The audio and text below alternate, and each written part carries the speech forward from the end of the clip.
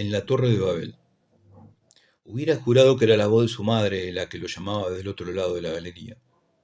Estaba sentado y leyendo en el patio grande cuando la escuchó. Primero el sobresalto, ese súbito volver al mundo que lo sacaba de la lectura. Luego el laxo resorte en la nuca haciéndole girar la cabeza hacia la voz, y ya pronto la puesta en servicio de unas fuerzas exiguas que debía acumular durante unos segundos para poder levantarse del asiento. Todo por la voz, por esa voz, la voz de su madre. Pronto supo que no llegaría a tanto. Solo amagó incorporarse al sillón y apenas si separó un poco el cuerpo del respaldo, y en esa postura estiró el cuello lo más que pudo como para ver mejor. Alzó el que tenía de frente, lo eclipsó haciendo visera, y arrugó el ceño escudriñando el empecinado damero de mosaico que se perdía por el corredor hacia la puerta de entrada. Varía el ridículo esfuerzo de levantarse obedeciendo la voz. No esta vez. Además nadie lo había llamado. Su madre llevaba muerta más de 30 años. Falsas audiciones, eso era. Eso le había explicado el doctor. Ahora ya estaba precavido, y aunque no podía evitar el sobresalto inicial en la instantánea expectativa, bien sabía que el llamado que escuchaba solo provenía de adentro de su cabeza. El recuerdo de un llamado o de una voz es idéntico a la audición de ese llamado o esa voz, y en nada se diferencian. Las neuronas comedidas se pasaban el mensaje de unas a otras sin verificar siquiera el origen, si era interno o externo, imaginario o real.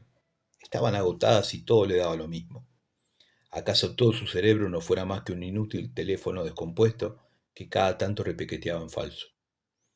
¿Qué podía hacer más que reprocharle a su memoria esas jugarretas? ¿Enojarse? ¿Con qué sentido? La voz estaba en él, tímpanos adentro, junto a tantas otras cosas que de seguro estarían en él. Una infinidad de percepciones que habría recolectado durante toda su vida estarían en él, dentro de él. También la voz.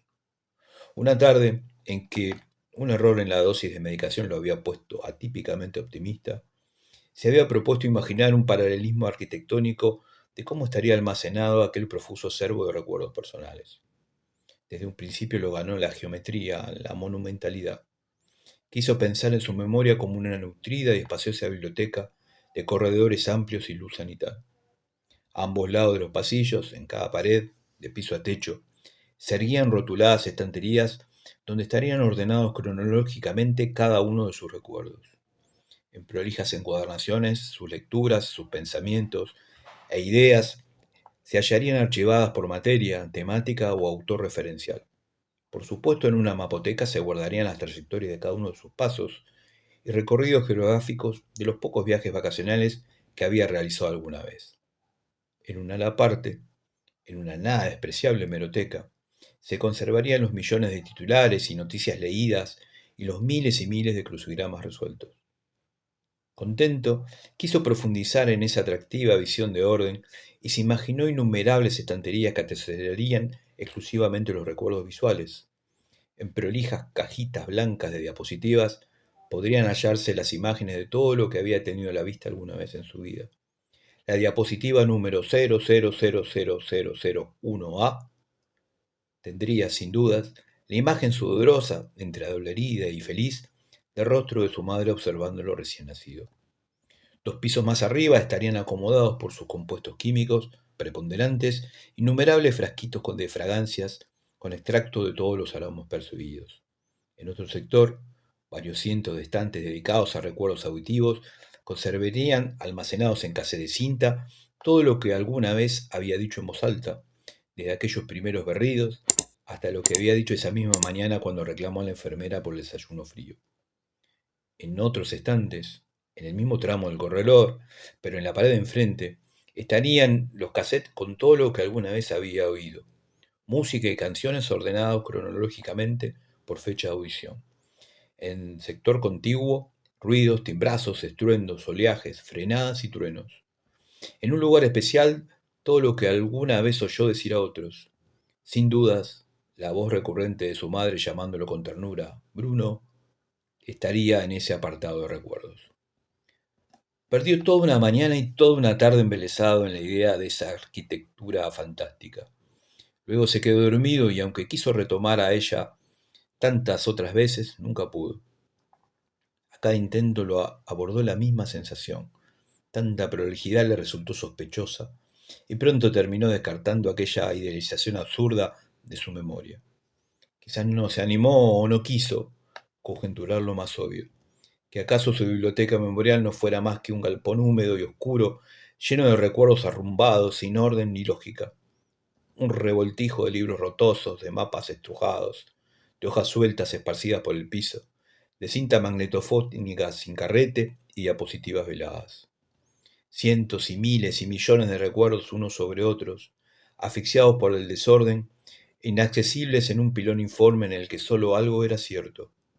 Misteriosamente en la cima escombrada de aquel cúmulo, la voz de su madre siempre le quedaba a mano. Y sí, era eso, solo eso.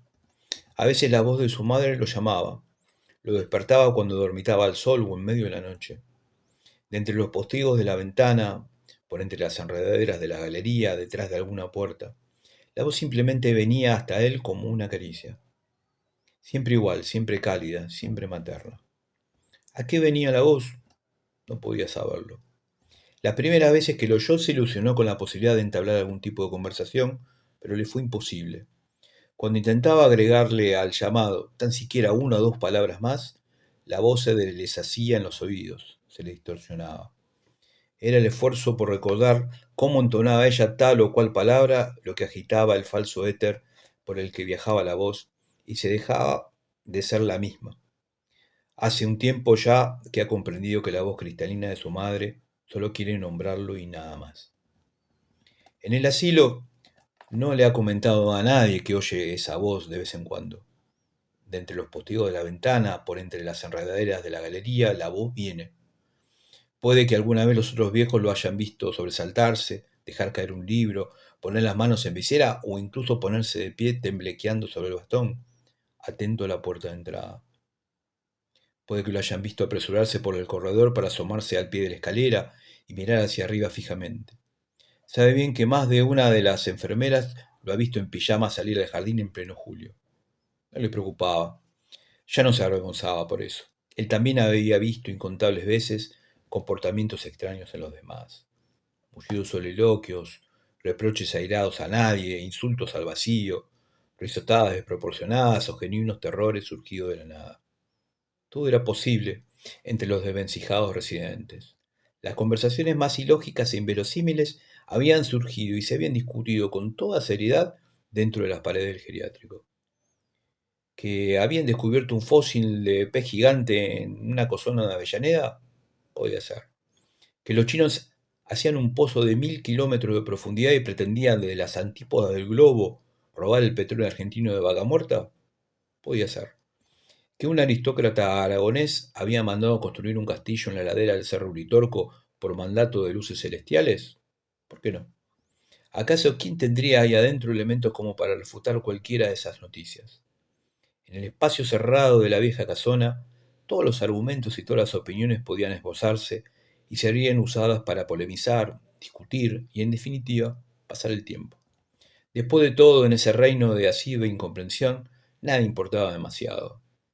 Bien pudiera ser que fueran acertadas verdades o sentencias ridículas o ambas cosas al mismo tiempo. Allá adentro de la realidad exterior ya no podía tocarlos, y en suma, todas aquellas novedades serían olvidadas al día siguiente, solo para dar lugar al ajetreo de nuevas perplejidades y desavenencias. En medio de esa torre de Babel, la voz de su madre era apenas una aparición menor que no valiera la pena poner a consideración o mofa de los otros. Más aún, después de haber comprobado en los demás inconciliables anomalías de todo tipo, inapetencia o voracidad intempestiva, impúdico exhibicionismo, alegría inexplicable, ataques de llanto o súbitas ganas de bailar, aún sin música. En comparación a los comportamientos de los otros ancianos, lo suyo era una nimiedad. Además, no molestaba a nadie. Él solo oía cada tanto una voz. ¿Qué puede haber de malo en eso? De entre los postigos de la ventana, por entre las enredaderas de la galería, detrás de alguna puerta entornada, la voz simplemente venía hasta él como una buena noticia, como un obsequio, como el augurio de un encuentro feliz.